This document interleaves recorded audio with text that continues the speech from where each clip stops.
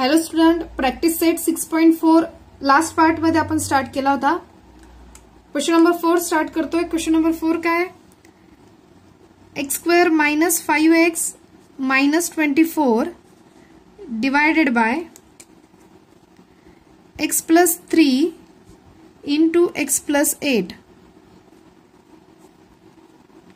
Into x square minus 64 divided by x minus 8 bracket square. Okay, दिलेले हे आपल्याला काय करायचे, सिम्प्लिफाय करायचे. एक्झाम्पल, आता यामध्ये एक क्वाड्रॅटिक इक्वेशन दिसते, x square minus 5x minus 24. आपण त्याचे फॅक्टर्स पाडून घेऊया. X square minus 5x minus 24 factors पाडायचे 24 मायनसचे आणि त्याचे ऍडिशन मायनस 5 आले पाहिजे. ओके, मग 24 चे फॅक्टर्स काय पडणार? 8 3 जा करेक्ट, 8 3 जा 24 आणि त्यामध्ये जर याला मायनसचं साइन दिलं, मायनस 8 इंटू 3 मायनस 24 आणि minus 8 plus 3 plus minus minus 8 minus 3 5 आणि साइन बिगर नंबरचं म्हणजे काय येणार आहे 8चं.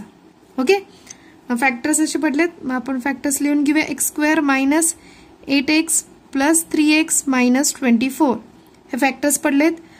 दोन दोनचे ग्रुप्स केले, एक्स कॉमन काढला, एक्स मायनस 8 ब्रॅकेटमध्ये प्लस 3 कॉमन काढला तर एक्स मायनस 3 8 जा 24 करेक्ट. मग आता पूर्ण ह्याच्यातनं कोणतं कॉमन निघतोय? एक्स मायनस 8 आणि रिमेन काय आहे? X plus 3. हे काय झाले? Factors of x square minus 5x minus 24 चे ते आपण इथे पुट केले. Is equal to x square minus 5x minus 24 च्या ऐवजी काय लिहिणार? X minus 8 into x plus 3. Okay, त्यानंतर as it is x plus 3 and x plus 8 तसेच इंटू आता एक्स स्क्वेअर आणि 64 हा कशाचा स्क्वेअर आहे? 8चा, म्हणून आपण काय लिहू शकतो इथं? 8 स्क्वेअर करेक्ट. आणि एक्स मायनस 8चा स्क्वेअर आहे म्हणजे इंडेक्समध्ये 2 आहे, त्यामुळे आपण त्याचं 2 टाइम्स मल्टिप्लिकेशन करू शकतो ब्रॅकेटचं, म्हणजे x minus 8 into x minus 8. Okay, x minus 8 x plus 3 divided by x plus 3 into x plus 8 into x square minus 8 square. इथे फॉर्म्युला यूज कोणता करणार आहे आपण? ए स्क्वेअर मायनस बी स्क्वेअरचा फॉर्म्युला काय आहे? ए प्लस बी इंटू ए मायनस बी. ओके, हा formula इथं use केला काय मिळालं? X minus 8 into x plus 8 correct divided by x minus 8 into x minus 8. Okay, आता काय काय कॅन्सल होते ते चेक करूया. X minus 8 get cancel, x minus 8 x minus get cancel. Okay, x plus 3 get cancel, x plus 8 आणि x plus 8 get cancel, म्हणजे all bracket cancel झालेत. म्हणजे प्रत्येक ठिकाणी काय शिल्लक राहिलाय? 1. ओके, मग सिम्प्लिफाय करून आपल्याला आन्सर काय मिळालं? 1. त्यानंतर question number 5, 3x square minus x minus 2 divided by x square minus 7x plus 12 divided 3x square minus 7x minus 6 divided bye x square minus 4. Okay, हे दिलेले इक्वेशन आपल्याला सिम्प्लिफाय करायचं आहे. पण आता लक्षात घ्या की दोन इक्वेशनच्या मध्ये साइन कशाचं दिले? डिवायडेशनचं. ओके, मग डिवायडेशनचं साइन असताना आपण काय करणार? 3x square minus x minus 2 divided by x square minus 7x plus 12. हे डिवायडेशनचं साइन मल्टिप्लिकेशन मध्ये कन्व्हर्जन करताना काय करायचं? जो डिनॉमिनेटर मध्ये तो न्यूमरेटर मध्ये लिहायचा आणि जो न्यूमरेटर मध्ये तो डिनॉमिनेटर मध्ये. मग काय नाही, डिनॉमिनेटर मध्ये एक्स स्क्वेअर मायनस 4 ते न्यूमरेटर मध्ये आले आणि 3x square minus 7x minus 6 हे डिनॉमिनेटर मध्ये. याला म्हणतं मल्टिप्लिकेटिव्ह इनव्हर्स घेतला त्याचा. ओके, मग आता आपण रेग्युलरच्या फॉर्म मध्ये झालं. मग आता सॉल्व करूया. दिलेले क्वाड्रॅटिक इक्वेशनचे पहिल्यांदा काय पाडून घेऊया? Factors. Okay, first of all आपण 3x square minus x minus 2 चे फॅक्टर्स पाडूया. इथे बघा एक्स स्क्वेअरचा कोइफिशियंट 3 आहे, त्यांनी मल्टिप्लाय करावं लागणार आहे कॉन्स्टंटला, म्हणजे 3 2 जा 6. ओके, आणि मायनसचं साईन आहे म्हणून फॅक्टर्स कशाचे पडणार आपण, -6 चे. करेक्ट. आणि फॅक्टर्स -6 चे असे पाडायचे की ज्याची ऍडिशन किती आले पाहिजे, -1 आली पाहिजे. ओके, मग 3 2 जा 6. ओके, मायनसचं साईन आहे मल्टिप्लिकेशनला, म्हटलं एक कोणतं तरी साईन मायनस पाहिजे, आणि ऍडिशन ह्या दोघांची -1 आली पाहिजे म्हटल्यानंतर साईन कशाला असणार आहे, बिगर नंबरला. ओके, मग 3x² -3x +2 -2. ओके, 2 2 चे ग्रुप्स केले, काय आलं यामधून कॉमन काय काढता येईल आपल्याला, 3x. करेक्ट. ह्या 3x कॉमन काढल्यानंतर हा x शिल्लक, मायनस इथनं काय राहणार आहे 1. ओके, प्लस दोन्हीमधनं कॉमन काय निघाला 2, आणि x -1 रिमेन तसा.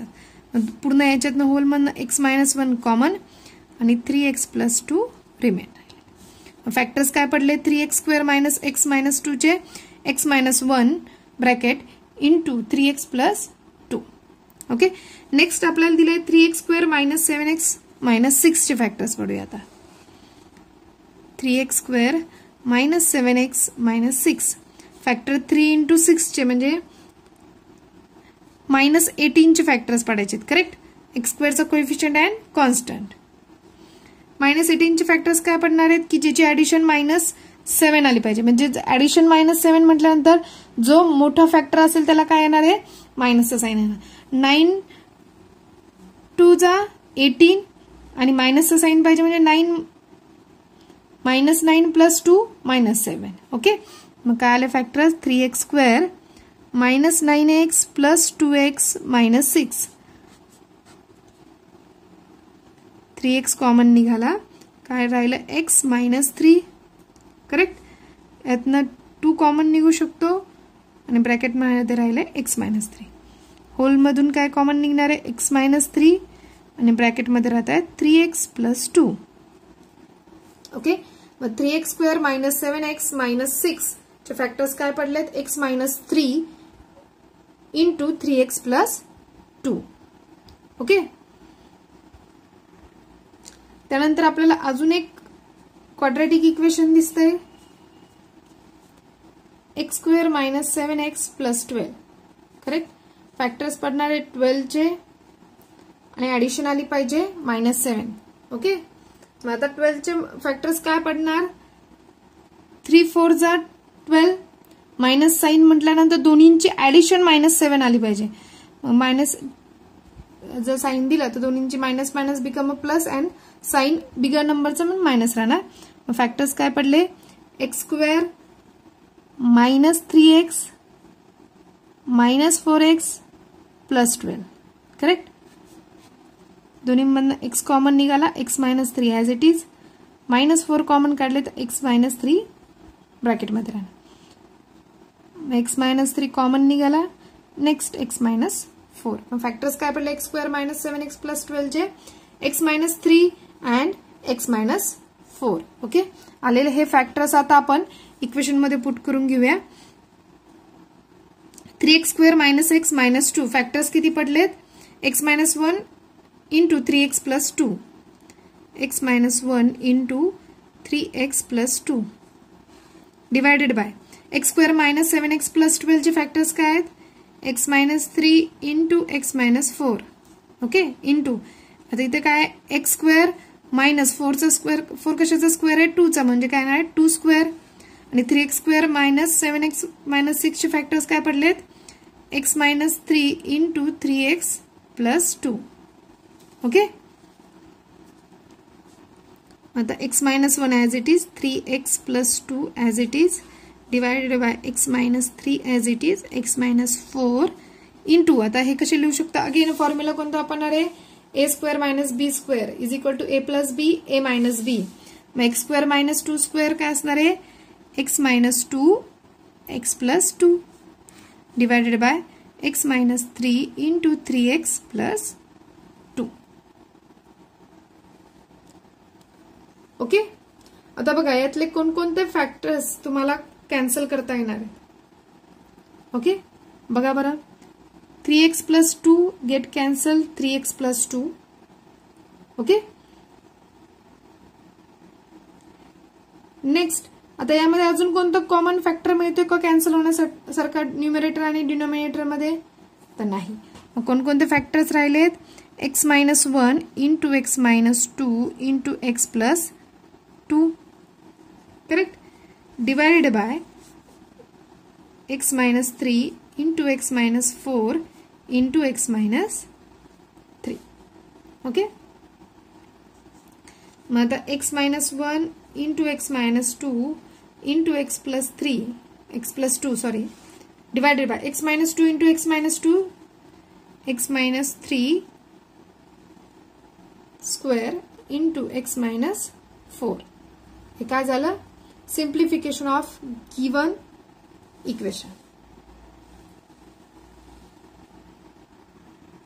त्यानंतर सॉल्व करूया question number 6. 4x square minus 11x plus 6 divided by 16x square minus 9. Okay. मग आता अजून फॅक्टर्स आपल्याला पाडावे लागणार आहेत. 4x square minus 11x plus 6, x स्क्वेअरचं कोइफिशियंट 4 आहे, त्यांनी मल्टिप्लाय करायचं आहे कॉन्स्टंटला. 4 6 जा 24. ओके. 24 चे फॅक्टर्स असे पाडायचे की ज्याची ऍडिशन काय आली पाहिजे? -11. 8 3 जा 24, मायनसचं साईन आणि 11, 8 प्लस 3 11, आणि साईन मायनसचं पाहिजे म्हणून minus minus become a plus, sign bigger नंबरचा. ओके. आणि मायनस इंटू मायनस प्लस, म्हणजे फॅक्टर्स करेक्ट पडलेत. मग काय आले? 4x square minus 8x minus 3x plus 6. Okay. Minus 11x लिहून घेतले. त्यानंतर 2 2 चे ग्रुप्स केले. 4x कॉमन निघाला, x मायनस 2, 4 2 जा 8. इथे -3 कॉमन काढला तर काय आला? x मायनस 2, 3 2 जा 6, करेक्ट. मग x minus 2 into 4x minus 3 हे काय झाले? फॅक्टर्स झाले.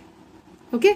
आता x minus 2 into 4x minus 3, correct, divided by, आता 16 कशाचा स्क्वेअर आहे? 4चा, आणि x स्क्वेअरचा x असं होल ब्रॅकेटचा स्क्वेअर 4x स्क्वेअर, मायनस 9 कशाचा स्क्वेअर आहे? 3चा स्क्वेअर, म्हणून 3 स्क्वेअर लिहू शकतो. ओके. मग अगेन इथं a स्क्वेअर मायनस b स्क्वेअरचा फॉर्म्युला यूज केला.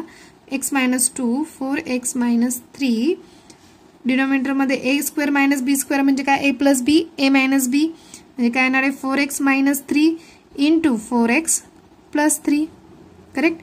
4x minus 3 4x minus 3 get cancel. x minus 2 divided by 4x plus 3 is a final answer.